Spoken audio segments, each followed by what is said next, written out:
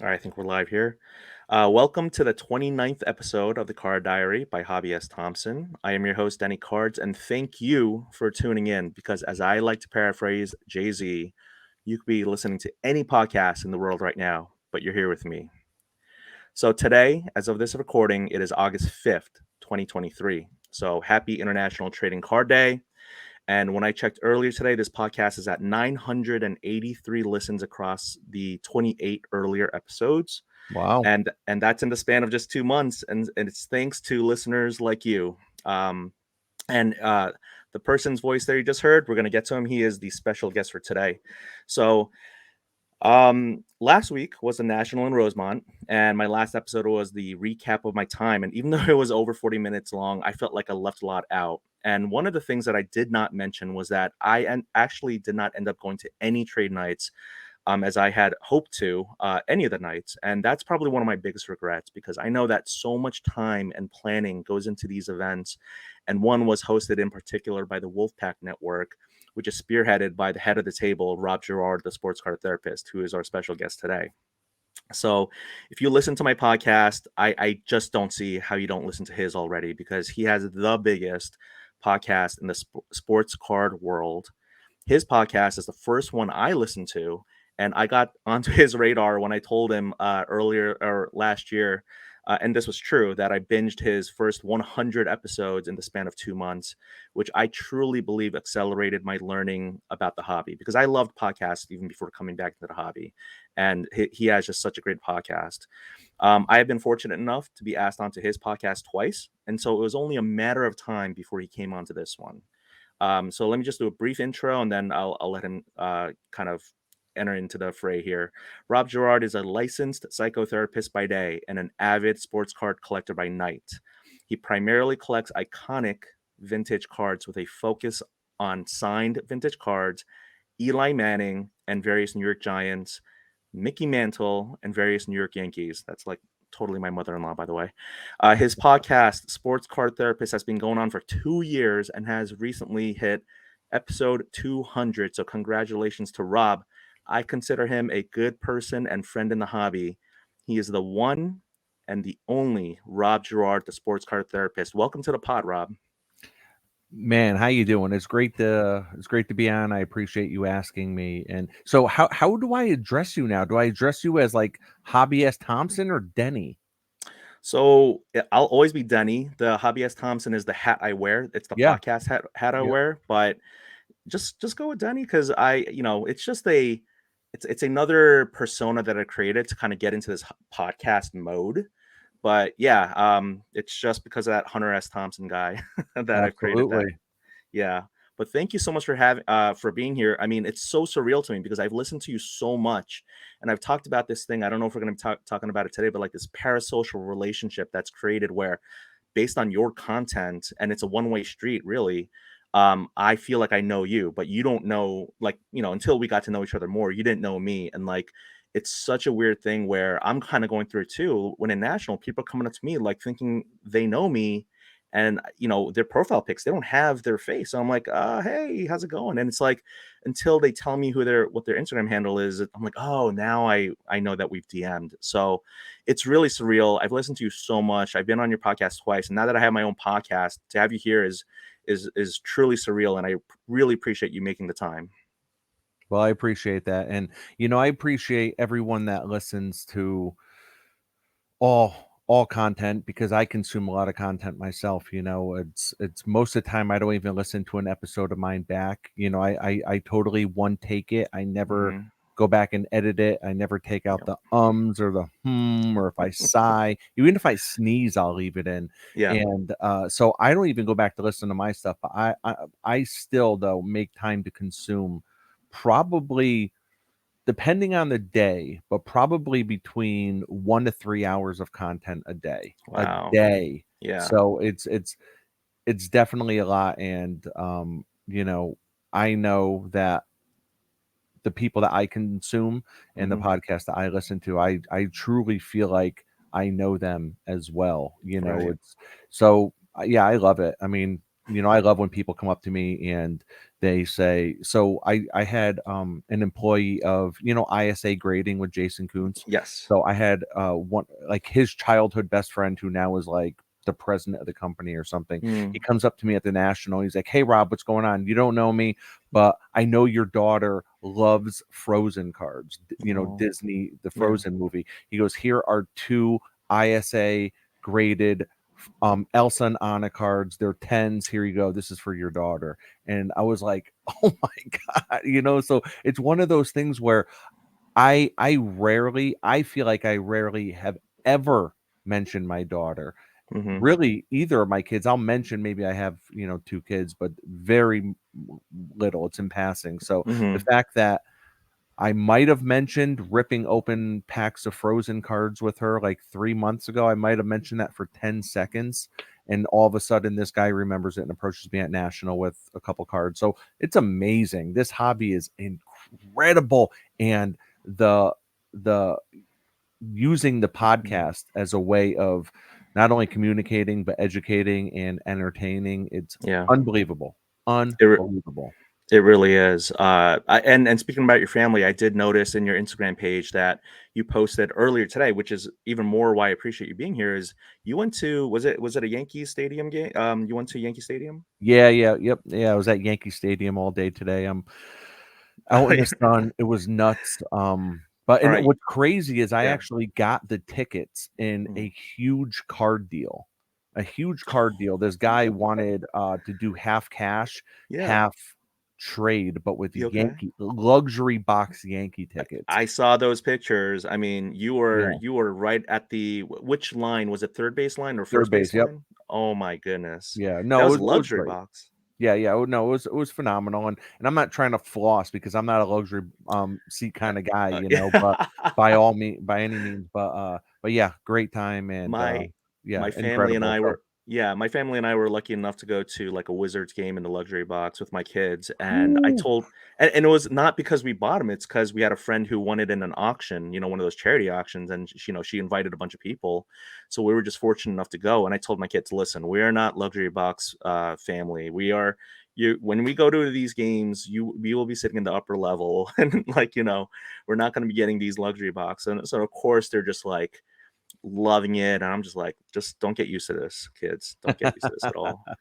yeah, yeah, But no, thank you so much for your time, for being here, especially yeah, that Yankee Stadium. I mean, I haven't yet to go to Yankee Stadium. I remember going to Shea Stadium as a kid before it turned yeah. into Because City you grew up in Field. Queens, right? Queens boy here, Yep. absolutely. So can we just Queens get the money. dollar bill, y'all. Let's start there. I mean, with your past, before we get into this, hobby therapy session, which I really I'm so excited to do. Um, just your background, like, before you became the sports card therapist, when you were a little kid, like, where did you grow up? Like, what's your history or childhood with cards? Yeah, so grew up in suburban Connecticut. Grew up lower class in a middle class town. Hmm. So but yeah, so I'm 45 minutes to the Bronx. I'm an hour to Times Square. So very close relative to New York City, and grew up collecting cards. And my dad and we had kind of a hot and cold relationship. He wasn't in my life that much. He was like a once a month take me for the weekend kind of dad, Mm, and but cards were something that he always collected cards and comics, mm, and he got me into cards. So from the age of 5 years old, I was going to card shows, I was going to card shops, and for my birthday, he would go to the local card store. We had a local card store in Sandy Hook in Newtown, Connecticut. That's where I grew up, and he would go there, and for my birthday he'd have the guy just scribble on a piece of paper $25 gift certificate to Trinity Cards, because they didn't have gift certificates there, but that's what he would get me. So mhm, we'd go there, and I would always buy singles, and I know I probably bought some wax. I'm sure I bought some packs to rip every once in a while, mhm, but I was always a singles person. I always, even as a young kid, I knew who I wanted to get in those mhm, packs, so I just went straight to buying the singles. And I was always a fan of the GOATs. I was always a Giants fan and a Yankees fan, but when it came to, but even still in those sports, I loved Ken Griffey Jr. I love Joe Montana, Mm-hmm. love Michael Jordan, like love these guys. So, I would have, 400 Ken Griffey Jr. cards and all in a shoebox, like all in Yeah. top loaders, no penny sleeves, all in the top, no penny sleeves, but in Yeah. top loaders. I still have my Ken Griffey Jr. collection to this day. I have no idea how the process happens over the years, but every Mm-hmm. single top loader is a yellow. Mm-hmm. It looked like it had been like in a smoker's room for 20 years. But so yeah, still have all my childhood cards, and like a lot of us, collected during a junk wax era.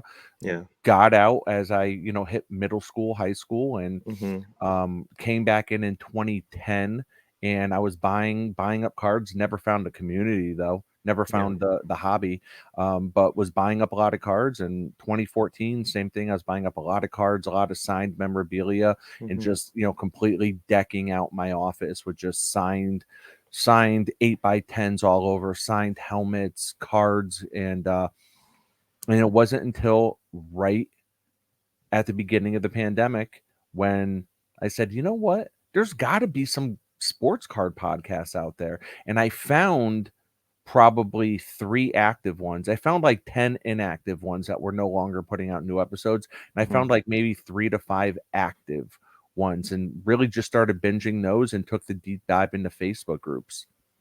Gotcha. You want to shout out one or two of those early ones that you listened to? Are they still active? Yeah, definitely. The two that I really, really got into early on were Card Talk and Stacking Slabs. Mm-hmm. Those were the two, Card Talk and Stacking Slabs. And and it's awesome being in this hobby. It's a small hobby. I've had the privilege of being on Brett's show a few times, Yeah. and Card Talk brought me on for like a 5-minute segment real quick Mm-hmm. because I won like play of the week early on. So they brought back like they picked like 4 people that won play of the week, and Yeah.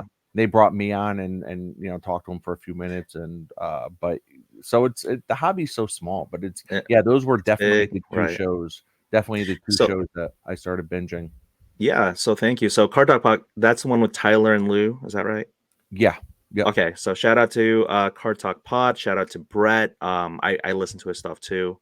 There's so much conversational threading that comes with what you just said. The first thing, of course, with Connecticut, the people who don't live in that area, they might not know this, but Connecticut is a very divided state when it comes to sports, right? The Oh North, yeah. right? I mean, so you live Yeah. closer to the New York side, and that's why you're a Yep. New York Yankees and Giants fan. But there's some Mendoza line or some, There is. whatever you want to call it, Mason Dixon line where it turns into Red Sox and Patriots, right?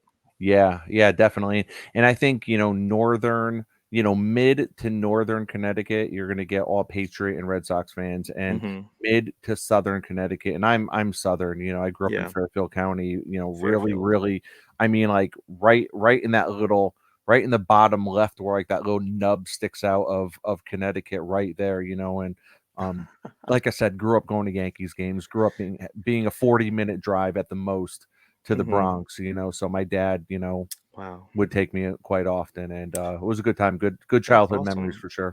And speaking of about your dad, thank you so much for your vulnerability, talking about like the hot and cold relationship you have with your dad. I mean, with myself, and maybe this goes into the therapy session a little bit, but like my dad, he was an immigrant, Korean immigrant to America, where he didn't really follow sports. I mean, he liked his leisure sports like ping pong, and he liked things that were, badminton, but he didn't really follow baseball, basketball, football. So when I went to Shea Stadium, that was with like, a friend, just the two of us. Or when I went to MSG to watch wrestling, that was with like a friend who was in the Boy Scouts, and he said, "Hey, why don't you come along?" Which, by the way, that's the night that Andre the Giant did actually pass away, which a lot of the older scout What? leaders, yeah, the older scout leaders, like, oh, he's gonna come out from underneath the ring, or they're gonna do something, And I was like, man, I just took things for face value, but that night he actually did pass away. Was that 92? Yeah, I mean, I was definitely like 10 or 11 years old, and I want to say it was 92, Fink, but yeah, Fink just made the announcement in the middle of the ring. I mean, we're in the upper levels, and he just made that, with his classic iconic voice. And the scout leader's like, "Don't worry, kids, he's coming out." And then, wow, wow. just he did not come out. I just checked. It was January of 93. Yeah, January no, makes 93. sense. It was cool. Yeah. So I haven't been to like any like I didn't have like a sports relationship with my dad, but I don't know. I mean, part of me wishes I did, but part of me is like okay with it because he just was trying to make it in America, right? And so like I want to have that sports relationship with my kids, but I think I've like in many ways I feel like I've forgiven my parents for a lot of what they did or didn't do just because I think that's part of growing up too, you know? So I don't know. I didn't mean to jump right into the therapy. No, it's all good. It's all good. um Listen, like I know for me, when when I had kids, I realized that, you know, like wow, okay, everything that my parents ever went through or that I ever got upset with them about, you know what? Like let me dial that down a notch and let me yeah, look at that. yeah. And not to say I'm holding on to any kind of, ill will or anger toward my Mhm. parents, but it's like, one of those things where you grow up and you're, maybe you become like a disgruntled teen, or you start thinking that your parents aren't, great parents and stuff, but you realize Mhm. how difficult it is to raise kids. It's one of the it's probably the most difficult, but the most rewarding thing in the world. It really is. And your kids are a little bit younger than mine, but I think we're very similar in age. There's this one Instagram account. It's called The Tired Dad, and it's just one word. And he has his like slogan or tagline is, anyone can be a parent, or it's hard. You're tired when you are a good parent. Like anyone can be a parent, but to be a good one is tiring and it's hard. And he makes these super, I don't know, like uh sad or romantic videos, short reels about how hard it is to be a dad. And like, when he hit the Kanye West piano on me when I was listening to it, that actually ended up being the same music I used for my 1956 Brooklyn Dodgers team card that I romanticized for my father-in-law. It hit so hard. I was like, I got to do this. Like, this really hit me. I don't know if you saw that particular content that I made, but that just um, tired dad. That's the more important thing that I was trying to talk about here. Wow, yeah. No, it's I tell you, there are some genius Instagram accounts out there Oh with yeah. when it comes to anything you can think of, and I know that you put a lot of time into the content you make and the Yeah. reels that you make, and I think I don't know if I'm clever enough to I think everyone thinks that like, oh, I could probably do that. Like, I'm pretty witty. People think I'm funny, Oh that my kind of thing. gosh. But it's like Yeah, yeah. to actually sit there and produce something and then Mhm. have it hit the way that you Yeah, want it to, right, where it's people are like laughing and like that is witty, that is good. I mean, right. hats off to anyone that can do that, yourself included, because Oh. I think along the ways, like, you're trying to go for a home run, but you're going to strike out sometimes with Oh, some of those yeah. reels. Oh my gosh. We'll definitely talk about the headspace I got into with content creation because I feel like I've been in such a whirlwind since national, and I wanna receive your help with that because man, it's like, I've talked to other creators where sometimes you spend so much time on this one reel and you strike out, and then you do a silly, 10-second reel and it just people love it. And maybe that is just our social media attention span, but there are things that I think, oh man, like this one, I spoofed me doing a 2012 Nationals preview video, and I was like, I spent so much time, and I was like, oh, I'm so happy, I'm so proud of this, and it just didn't land, and I'm like, wow, okay, well, thanks for, good job, me spending all that time thinking this was so witty, and then. But it's all good. I mean, again, we'll definitely talk about content creation. But thank you so much for the kind words. I mean, there's so many different ways to make content, right? I mean, the visual, the audio, the podcast, and your podcast is just absolutely, I absolutely love it. So Thank you, um I appreciate that. enough of me. Okay, so can we talk about, if it's okay, like, when you were saying how you were setting up your office and you had all these signed memorabilia and cards and all this stuff, it's like ultimately, and maybe we're getting into a little bit of a general therapy session, but I mean, it's all idol worship, right? I mean, we're all like idolizing people that we liked as kids and also the people we like now as adults, but everything we're doing in the sports card realm is idol worship.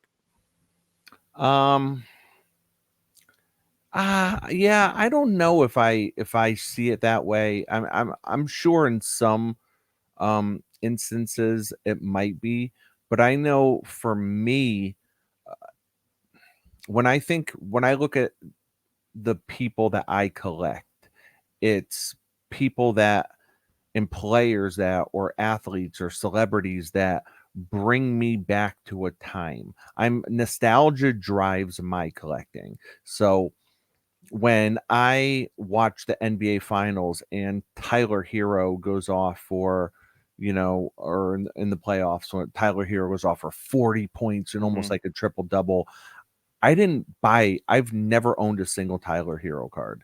Got it. So I don't, when it comes to the hobby, I don't prospect. I'm sure I have a tiny bit of idol worship in there, to use your term, but I think for the most part, it's about me trying to hold on to certain memories that I have with athletes and with Hmm. cards. You know what I mean? It just, Yeah. you know, I think that cards, depending on who and what you collect, can bring out certain feelings and emotions. And for me, I collect vintage players. And even though I might not have saw those players play. I did not see Willie Mays play. I did not see Mickey Mantle play. Hmm. However, I could remember getting my Beckett magazine every single Mm. month in the mail. I could remember seeing those iconic cards at the top of the price guide list. Whatever was the most iconic card of that set or the featured card for the month of that set, boom, there'd be a little black and white photo of that at the top of the Beckett magazine.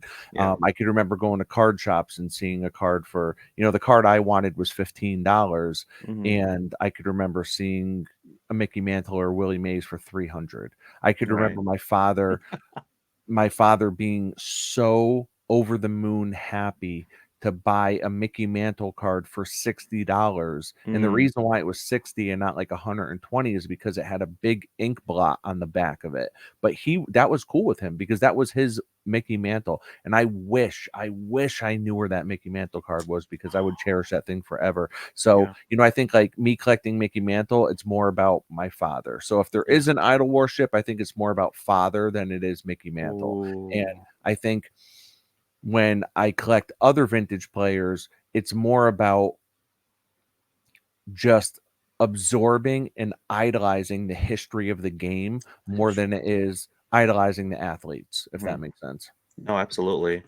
Idolizing the history of the game. I like that a lot. So, you're when you say you're nostalgia driven, I am too. I mean, I that's why I collect my '90s basketball refractor cards, or cards that I always saw in magazines, or I'm like, I want that. Yeah. So it seems like we're all chasing something, right? We're chasing our childhoods, or we're chasing something in world that just makes us feel some sort of like feel something, right? We're humans. We have feelings. We want to chase like maybe the adrenaline rush or the endorphins or whatever's going on in our brains. Like we just how many times have we heard the term, oh, I saw it and I knew I had to have it. It's like we're so driven by that desire of craving of what's in front of us. It's so funny. Yeah. And don't get me wrong, I get some of that too. But it tends to be with like Eli Manning cards, and the crazy thing is, I've gone to so many New York Giant games, right? Gone to Hmm. so many Giant games. I've owned multiple Eli jerseys. My wife has multiple Eli jerseys. Um, for most of his career, I hated his guts.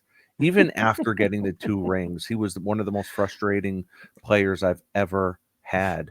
I've ever rooted for. Yeah. However, the moment he retired, I Mm. almost felt like I gave myself, I don't know, I always say I gave myself permission to start collecting him, but it feels Mhm. like this invisible wall kind of crumbled when he retired, and it was like, you know what? Mm. The frustration's gone.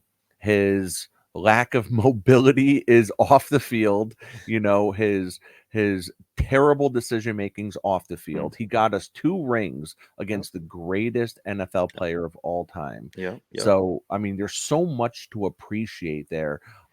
Like, let's really start to celebrate his career, and that's kind of Mm. what I've been doing. I mean, my Eli collection has just completely transformed over the last, couple of years, and it's amazing. I have so much fun collecting him. Oh yeah, And no, no, no, sorry. go. I just want to say I saw your Christmas tree, I believe, during the Oh, holidays yeah, when people do Christmas tree. I'm like, that's an Eli tree. No, yeah, but yeah, please yeah. proceed. What we're I'm sorry to interrupt you. Go ahead. No, yeah, I don't even know. I don't even know where I was going with that. I was just rambling at that point. So, Okay, gotcha. So, one of your I love so many taglines that you have, and I remember the last time I was on your show, I had them on like post-it notes, and I was doing some funny stuff. But oh, when it you comes killed it, by to the way. thank you so much. Goats over prospects is what you like to say, and I Yeah, love that. Right? I mean, again, with someone who's okay without opening up ultra modern, but maybe it is like a general, again, not my personal hobby therapy session, but more like a general thing. Breaking, right? Ultra modern, prospecting, gambling, addiction, right? These that are going on in the hobby. So I just wanted to you're know. Denny. You're cutting out a little bit. You're Oh getting kind of no. fuzzy, and your vocals are coming in and out. Uh-oh. This is the master with the No, best mic it's in the not the business. mic, it's your internet. My internet. Oh, hopefully Yeah, hopefully I you're didn't get into frozen. too many You're breaks. frozen now. I'm frozen. Oh no. Connection is unstable. If you're on Wi-Fi, try plugging into your router or move closer to it. All right, time to shut down some devices. Maybe that'll help. So, one thing that when I Shut started doing like down. content for PWCC, they told me, they said, listen, like, every once in a while your live gets a little glitchy, kind of like how you're getting right now. And Mhm, they said, listen, trust me, plug into your modem. So I actually went out and I bought 100-foot Ethernet cord. Then I mhm. bought an Ethernet adapter because, Macs don't have Ethernet and, like inputs. So I had to buy an adapter. I had to buy all this stuff. Finally, I do it. And now it's like I don't go back now. Now I plug in every time. Gotcha. The classic the tips from the master down to the young grasshopper here. Is it better now? Your face is frozen. Oh man. Okay, so if my voice is coming in just fine, I am optimized for audio. So Your voice is glitching too. oh no. No. My voice is glitching. I turned off two iPhones next to me. One is like non-functional, but it uses Wi-Fi. I turned off my phone. Hopefully that'll help with the bandwidth. I do see my You're good uh, now. Yeah, okay. you're crystal clear now. Okay. I think that helped. Thank Me you, too. Rob, for helping me out that. I Yeah, am yeah, gonna yeah. have to get that Ethernet cable for sure. But Yeah. yeah, I turned off two devices. Hopefully that helps. And I don't know what my wife and kids are doing upstairs streaming or like, so I am in the podcast studio in my basement. But thank you. All right. I don't think I'm gonna cut any of that out because I think that was some really good tips for people who are doing podcasts. So here's the thing. Hopefully, we don't. Okay, breaking. Goats over prospecting is one of your taglines, and I love Yeah. it. There's ultra modern, breaking, it's gambling. We talk about addiction. We talk about just prospecting. It also is like is gambling, right? We're not sure what's going to happen with a young man or young woman's career. So I just wanted to know, now that our audio is better, can you speak a little bit about what you think about this addictive or addiction aspect of the hobby? Yeah, I mean, it's a super loaded question. I feel like we could probably do a 5-part series on that. I'll definitely just try to gloss over and just Yes. give some general thoughts, though. I think that there's definitely a spending addiction that comes with being in the hobby, myself included. I struggle with it. I find myself overspending money that I probably shouldn't. So Mhm. I need to take a step back. I need to reevaluate. Dustin Sports Car Dad did an incredible video about Mhm. 6 or 9 months ago about Yep. his spending addiction and how he had to really take a look in the mirror and kind of talk to his wife about things. And it was a great video, great video.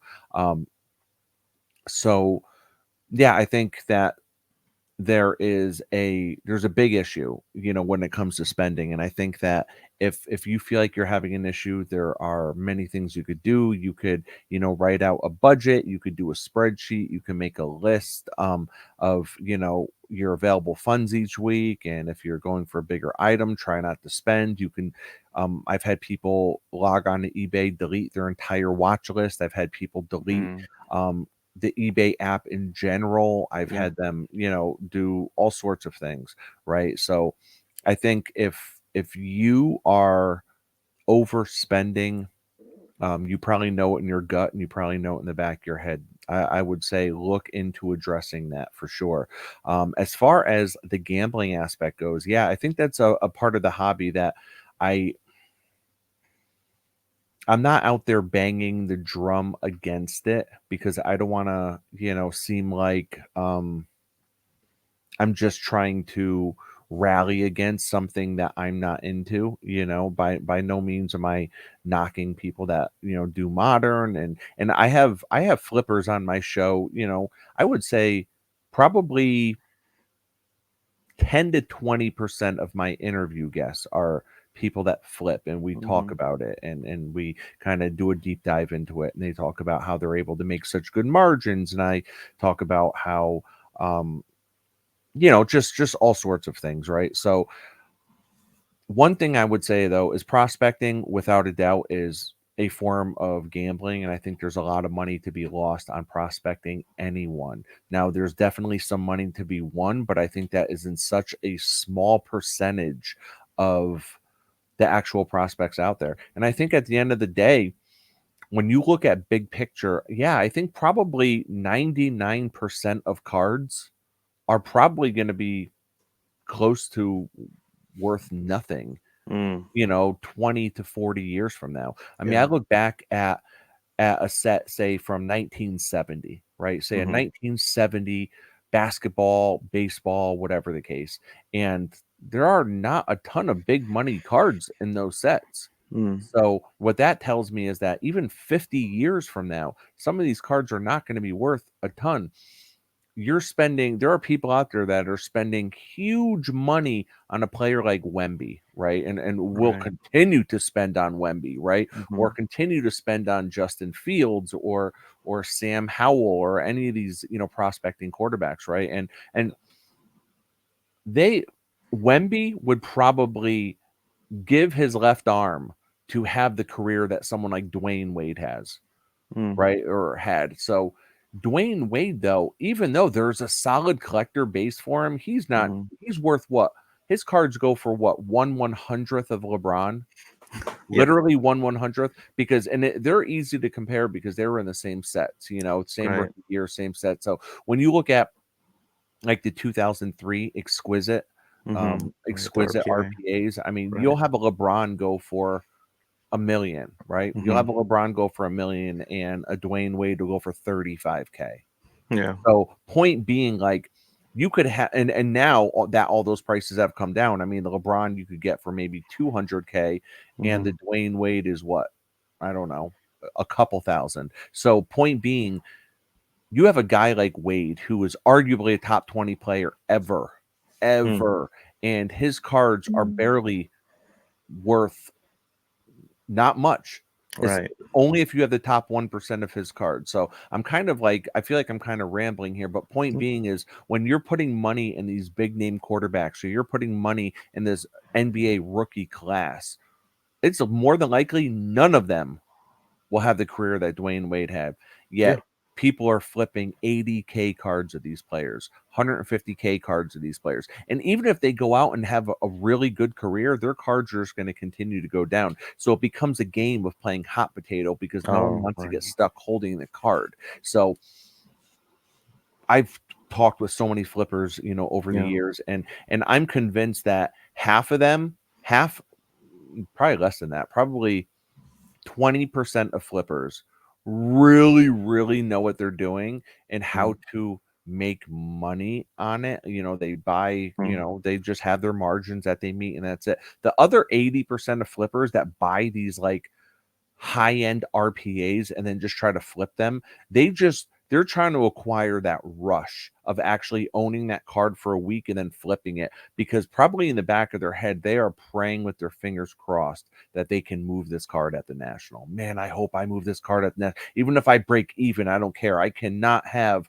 40K tied up in a Sam Howell card. It's Yeah, like Sam Howell might not even start this season type, kind of thing. right. So Well, as someone who has deleted whatnot, and I have not deleted my eBay watch list, but yeah, I think that when I do different aspects of the hobby that don't cost anything, like podcasting or cutting custom card art, or just reading up on like researching and consuming or creating content, I feel like those are good ways to enjoy the hobby without having to actually spend money. But going back to what you were saying about the history of cards and like talking about the 70s with like baseball cards, I almost want to say, like, isn't this sports card hobby inherently, since the beginning of time, since the first pack of cards, hasn't it always been a gamble? Because we're always saying, unless you're buying singles that have already been broken, that you don't know what's inside that pack of cards. And it's that random number generator, that RNG,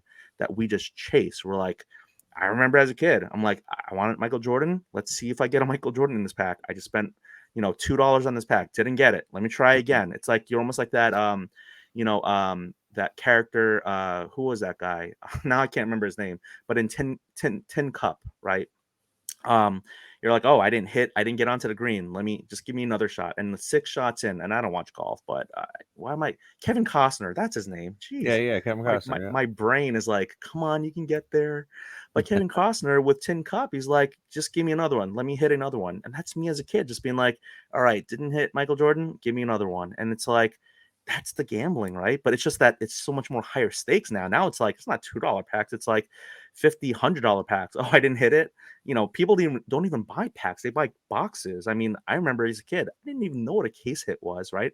People are now buying boxes like their packs, people are buying cases like their boxes.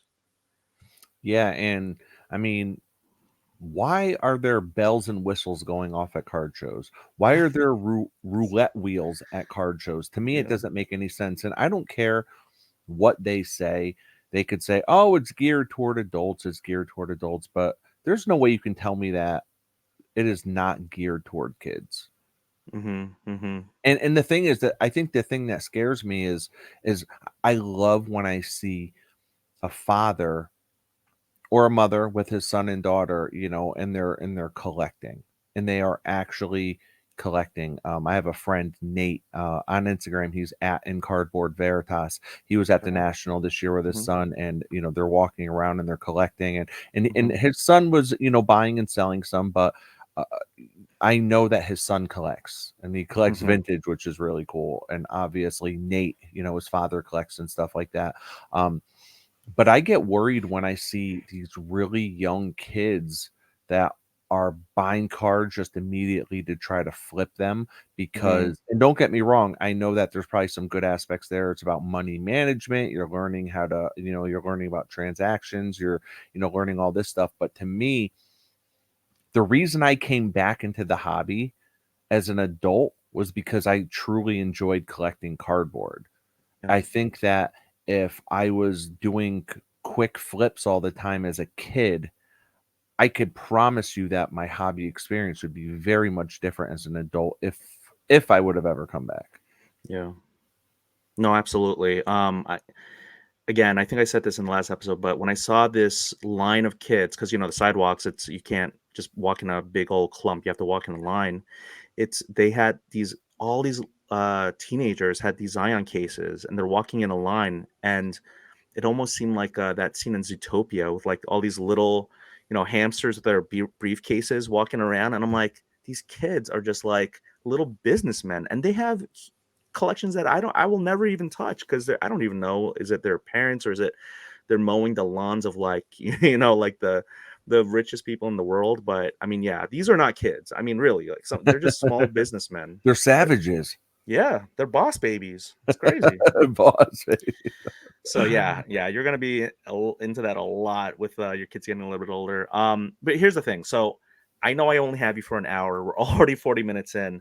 Mhm. I wanted to talk next about hobby positivity and hobby negativity, but I think I'm gonna I don't. Mm, I'm gonna skip that because I think we'll come back to that if we have time today. But if not, I'll just have you another time, hopefully. But I think great topics, by the way. The hobby positivity, hobby negativity. Yeah, yeah. there's so much to unpack there. That's a full episode in itself. No, seriously. I mean, Yeah. toxic positivity and giving flowers to people you enjoy. I think we can all just agree. There's virtues with being positive in life, and maybe we'll just keep it at that. But yeah, again, we'll just have you on another time. But I did want to get to, the reasons why I asked you here today, which is like men's mental health in the hobby, and my own, because I just feel like there's a lot that I want to unpack with you as my, sports card therapist, and I'm their sports card patient in a way. Again, no actual Yeah. Yeah. no actual therapist patient relationship being formed here, Yep. but I feel like it's something that we don't really talk about in general outside of the hobby, but also especially inside the hobby. We know that it's very male dominated, and we see a lot of this especially with the younger generation, like a lot of this agriculture. And I feel like even though we had The Sopranos that normalized mental health, and we live in 2023, that it's almost like mental health is seen as a sign of weakness, and we also see mental health when there are signs of some concerns that uh, unfortunately, especially with men, that it's almost like weaponized against people, which makes people not want to be vulnerable. And this whole podcast is about being vulnerable and seeing the humanity in each other. So I mean, this is the perfect time to have you on because I kind of went through a spell where I was crying on the couch at David and Adams in my interview with them, but that was me being vulnerable and authentic. And I just wanted to talk with you about that because, like, what do you think is a state of men's mental health in the hobby currently? I think it probably doesn't get brought up a ton, and I think, and it's probably because the hobby is, a hobby. It's an escape. Mm. It's people, and myself included.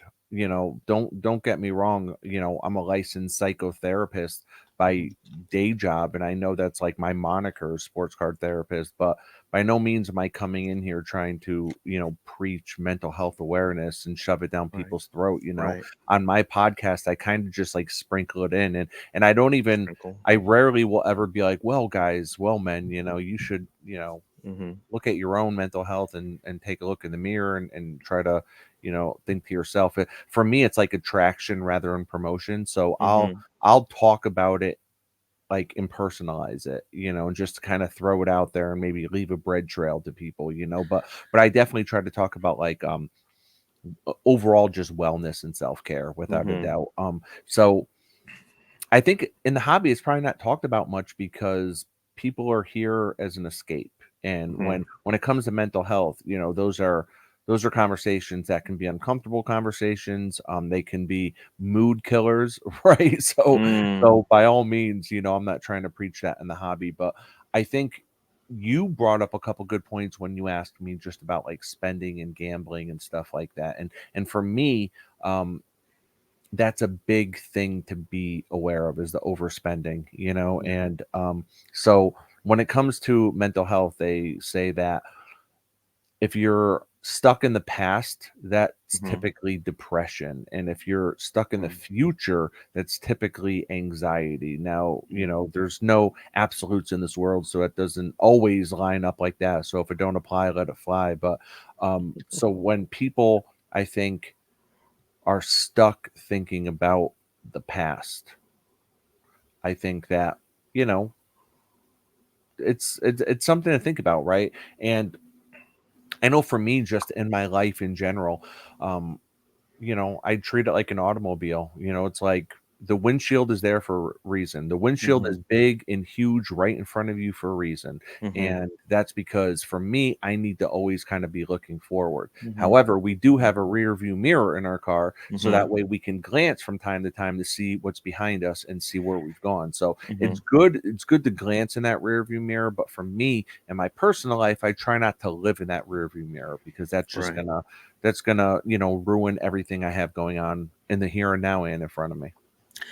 I love this. And for you to say, if it don't apply, let it fly. For you to say that on my podcast, I'm like so thrilled. I did like a mini clap for people who are just on audio. Let's talk about hobby, depression, hobby anxiety, and then the balance and burnout. Maybe that's a good way to handle this. So this hobby depression, I will say again, me using myself as the patient. I mean, there's so many times when I think about, again, I've talked about this in the past where I've made a move where I thought it was like something that I was doing that was nice, but then I realized I got burnt. I gave away a Michael Jordan scoring kings as a kid to someone who I thought was a friend. And then To a that kid? yeah, to a kid. Yeah, I was a You kid. I gave was away a Jordan scoring Kings card? Yeah, I moved from Queens, New York to Fort Lauderdale, Florida as a kid in my early teens. And this kid kept saying, "Oh, I love that card. I would do anything for that card. Like, would you be my Okay, friend?" when you were a kid, you did that. Yeah, yeah, yeah. But Gotcha, I yeah, still hold yeah. on to it, right? It's like we hold on to like emotional baggage, right? Or Oh, yeah. hobby baggage, right? So I keep thinking about that. And I think I remember a long time ago saying, I finally feel like I've filled a hole in my childhood by getting that card in my collection. And that's why, even though it's not a super expensive card and it's not a numbered Yeah, Jordan and yeah, all that, it's a big card. You're I not like getting a scoring Kings card for really anything less than what, maybe $300? Oh yeah, I mean, but it's like a PSA 7, right? I mean, it's like one of these cards where A it's PSA 7 is probably what, $500 to $700, maybe yeah, I something bought like it that? for about a little bit under 500, and that was one of my biggest That's a purchases when big I money first came card. back. To most people in the Yep. hobby, that's a big money card. Yeah. All right. And I and that mean, and that's one thing that and I know you didn't mean it by like that by any means, but for me, that's one thing I want to there's some things I want to yes. normalize, right? And I Yes. say that as I have a couple big cards behind me, don't get me wrong, but there's a reason why I post um $20 pickups on my Yeah. Instagram page, Yeah.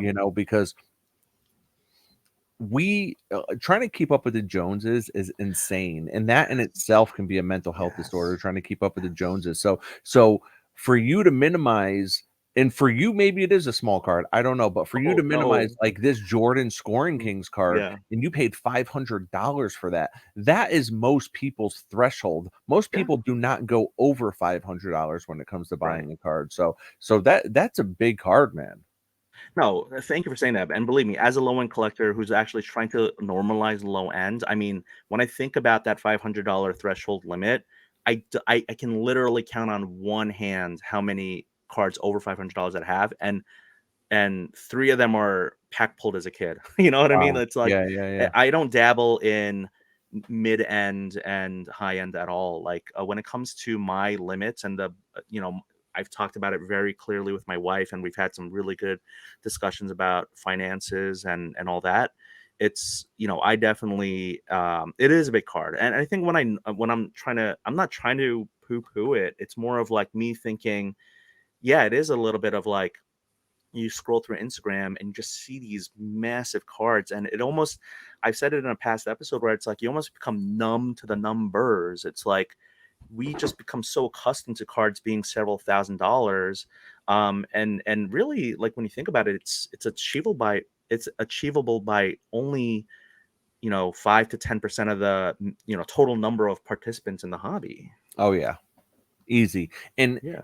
definitely 5 to 10%, like you're saying. And among those 5 to 10%, the reason why for most of them it is attainable is because they've been in cards for so long and never left the way that we did. Right. Most people that I know that have collections of like 500K or more, which is Hmm. insane to me, 500K or more, they've earned it by being in this for years without leaving.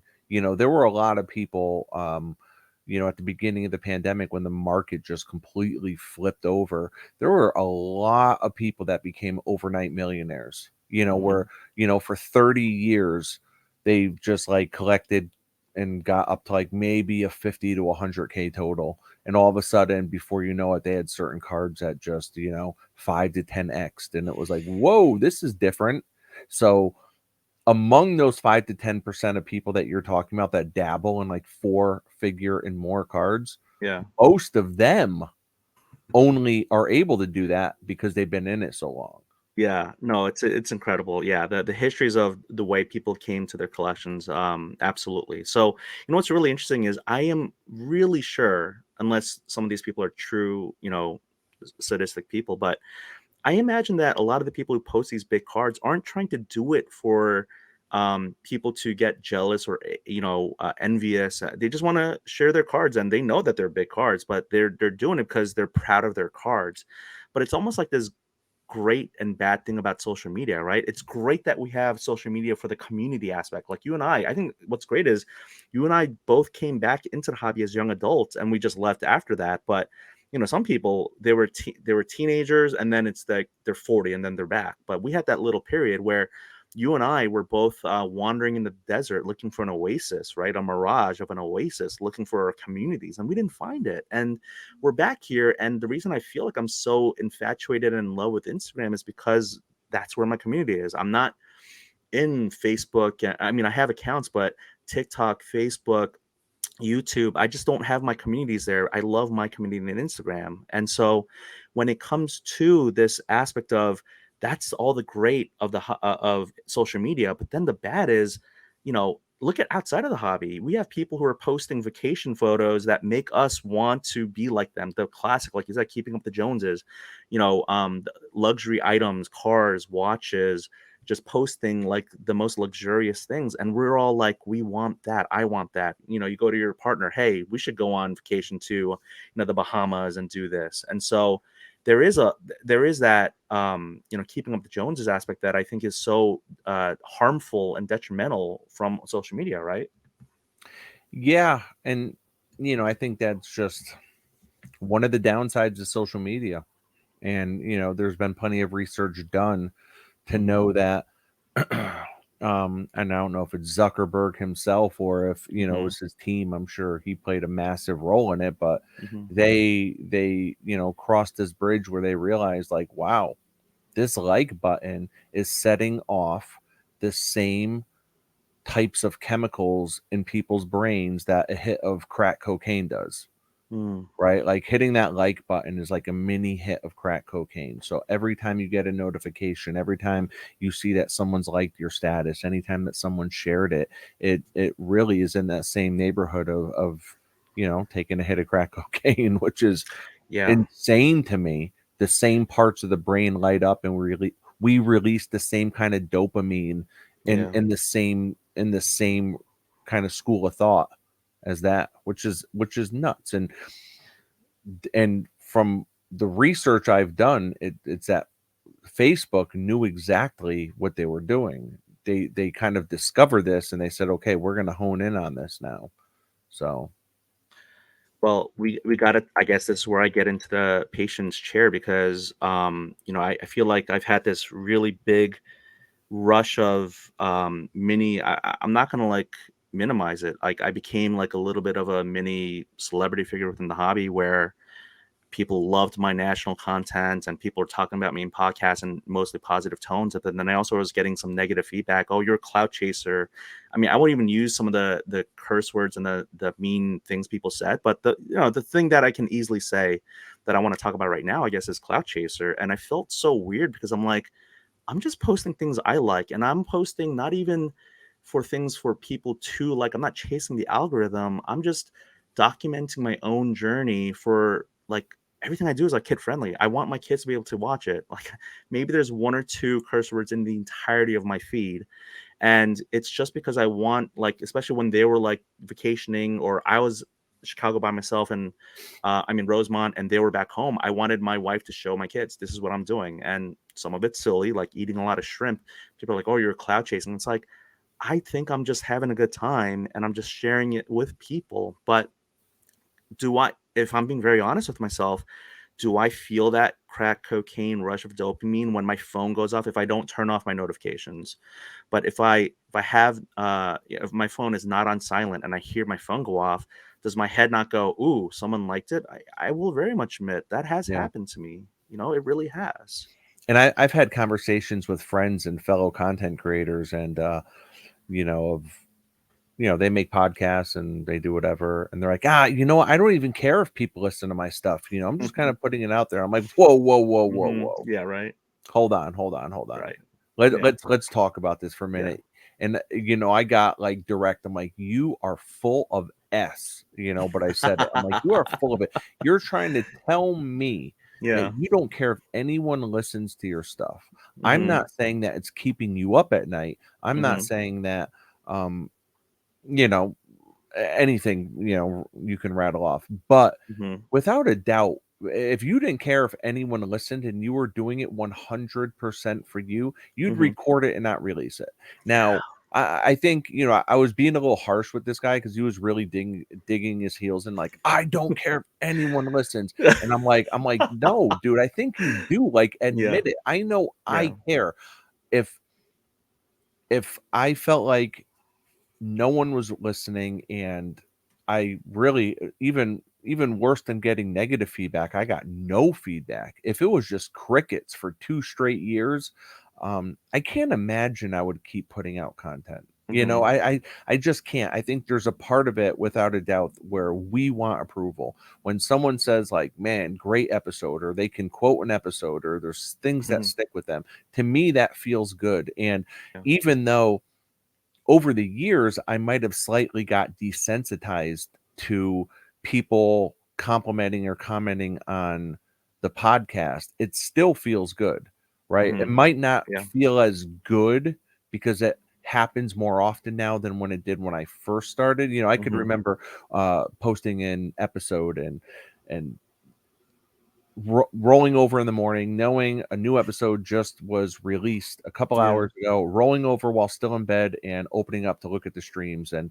when I saw 30 streams by 6 a.m. that Yeah. day, I was like, oh my God, this is amazing. 30 freaking people. And People. then, like, in my Yeah. head, I'm like, okay, well, 4 people reached out to me to say that they listen. To who could those other 20, who's Yes. listening to me? And Yes. then, it just kind of snowballs and it just starts Right. going. So, um but yeah, it's I think, that's just like when people say, especially like growing up and you're younger, like, I don't care what people think, and Man. I can't imagine you just 100% do not care what people think. Now there's levels to it, and I think definitely as you get older, we start to Mhm. realize, like, you know what, like, you know it's not worth the rent in my head if what Mhm. people think of me, and what people think of me is none of my business. I think that that statement has stood the test of time because there's so much truth in it. But that doesn't mean that it won't still bother me if I walked in a room at the National and everyone got quiet and looked at me and started snickering to themselves. Like, that would probably, I'd be like, oh crap, what are they talking about? Yeah. What are they Right. thinking? So, I think it's just human nature to want acceptance. Is it Do you think it's human nature also for us to lie to ourselves the most? I feel like, there are white lies and bigger lies that we tell other people and ourselves. I feel like we live in our own heads, and, I just feel like I'll admit being guilty of it. I've lied to myself, even about like things like that, right? Oh, I don't need this. I don't need external approval. It's like, I feel like the people who really don't care are the ones who don't do any social media, who have a ton of BCW white boxes, who go to the National and their table looks like a flea market. They're maybe also called dinosaur dealers. They're in their 60s or 70s. They don't do anything but just like I've seen some of those type of dealers just fall asleep, not at the National, but like in local card shows. I think those people truly don't care. But I feel like if you're on social media, if you're listening to this podcast, if you're consuming content, if you're creating content, especially, I think you care. And I think that's the hobby is passion. I think we do care.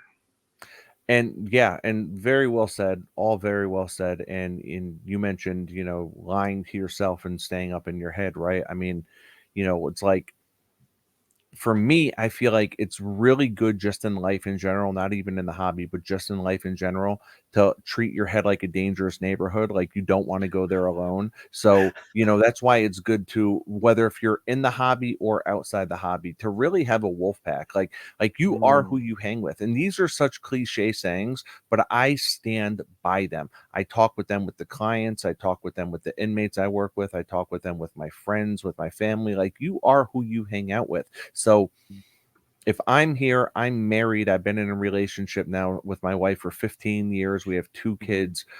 I should not be hanging out with 4 single or recently divorced guys that are going out and hitting the bars, right? Like it's okay to have like 1 or maybe 2 of them in my circle, but I can't let them outnumber me, because the thing is, And he's cracking up if you're not watching. Danny's Oh cracking my up. gosh. Why are you cracking up?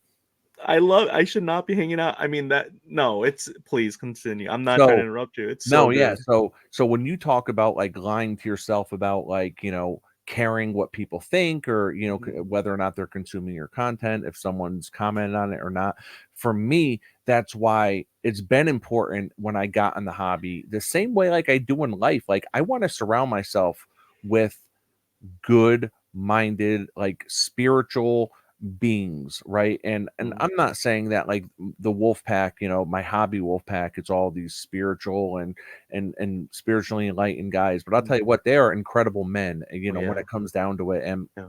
And we might laugh and joke a lot, but they are really good guys. And for me, sometimes I have to vent, right? Like sometimes, just yesterday I picked up the phone, I called Craig, New York City Sports Cards, and Mhm, we just talked for 20 minutes.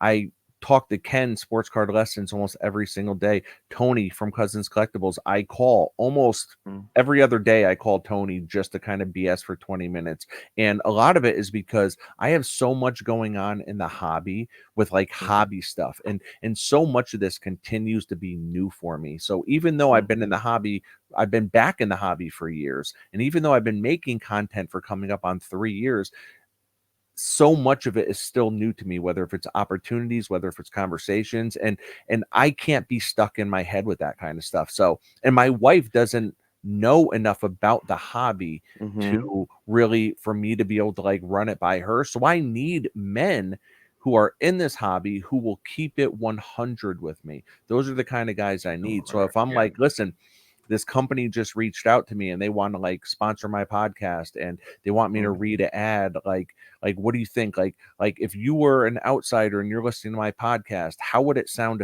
if I all of a sudden randomly one week just started reading one ad a podcast? Because I've done everything I can to keep my podcast ad free even up yeah, until now. And yeah, I could have been reading ads all along, but it's like I that's something I didn't want to do. So I need guys that will keep it 100 with me because my head is like a dangerous neighborhood. I don't want to be up there alone because I could yeah. talk myself into doing some really stupid stuff. I could talk myself into completely selling out and justifying it, right? So Right. so it's good to really like run this stuff by people and people I trust, people that I know that if I talk to them, they won't even tell other Wolfpack members. They'll Mhm. leave it up to me if I want to bring it up to Yeah, the Wolfpack. But man to man, like I know it's a vault. If I yeah. say something, it's a vault. It's not gonna go anywhere. And I'm the same. I try to be the same way too. That's awesome. You guys really have a close kinship and brotherhood there, and I really admire it a lot. Here's the thing. We had a hard stop at 1, and as you were talking, I mean 1 hour, and we passed the 1 hour mark. I want to be mindful of your time. I have like so much more I could talk about, but I don't know if we just save it for the next time. Like, how do you feel? What do you think we should Yeah, do? man. I say you could always bring me back for Okay, sure. so should we maybe do a little closing for the next 5 minute or 2 minutes and then just Sure. have you come back? Okay. Yeah. So I want to say, maybe this is a good way because yeah, I think I just need to have you back. Or maybe we make a part two. Okay, we'll talk off the record or offline. But I have said, to you in on your podcast, and I've said it in my Instagram feed, and it's not a novel, I came up with it, but I've read that you are the average of the 5 closest people in your life, and that's inside of the hobby, out of the hobby. And when it comes to the hobby, when you listen to someone's podcast for 100 episodes, not in a row, right? But I binged it in 2 months, you became in that top five and you remain there. There are other friends who, I have the Rated Rabbi and I have some other folks who are coming into that top five, but you're still in that group. So I want to say for you to create the content that you do, it's clean, it's positive, but not toxically positive. It's educational, it's informative. I really got to give you your flowers because, again, this isn't me trying to kiss up to you for no good reason. It's really that I think we should all start appreciating each other's content more when we're still here. And so I give you your flowers, a big old bouquet of flowers, I appreciate because that. You're yeah. getting your drink champs on right now. Do you know the show? The drink champs. Drink Champs, yeah, with Noriega, the rapper. So he's got a show, Oh my Drink gosh. Champs, and what he tries to do is he brings on like I'm not calling myself a legend, but he brings on legends, and he's like, Mm, listen, man, I want to give you your flowers while you're here, yeah. so I want to salute you, and then they just kind of talk Oh about that. no, But you I you can't you believe you don't want you never even heard of that show? No, it's so funny. I recorded this last week, but it's gonna come out after this episode. But I had Ryan from Gemray talk about well, he just mentioned the hot ones, and I was like, oh yeah, I've seen the hot ones where they eat the wings. So my content consumption is crazy. Like I used to watch so much television and movies before hobby content, and now it's like I don't have time for any of that. I barely have time to watch sports because I'm just consuming hobby content or creating it. But Yeah. no, I'm so sorry. You know what? After this, when you go do your thing, I'm gonna turn it on and I'll DM you as to what I thought about it. Listen, if Um, you're gonna watch one single episode, please, I would yes. say about a year ago, he finally got Nas on, and him and Nas have been like Oh, hot and cold yeah. their entire Oh, yeah. career. They came up Totally. together and stuff. So, but he brought Nas on for like a good 60 to 90-minute episode, and that was Ooh. incredible. Yeah, And that's like when Kobe and Shaq got together and made amends, or you know what I mean? Like you get two giants to sit down yeah, in a room and just kind of hash it out. Oh my goodness. I have to have you on. I'm gonna DM you about whether we can just do this again soon, just because we're heading into some really heavy. We haven't hit hobby anxiety. We haven't talked about balance and life. The sponsorships. I'm going through that where I need your help, and I would love it maybe if we could just talk about it on the pod while recording, so that people can learn from it. But I want to be yeah. very mindful of your time.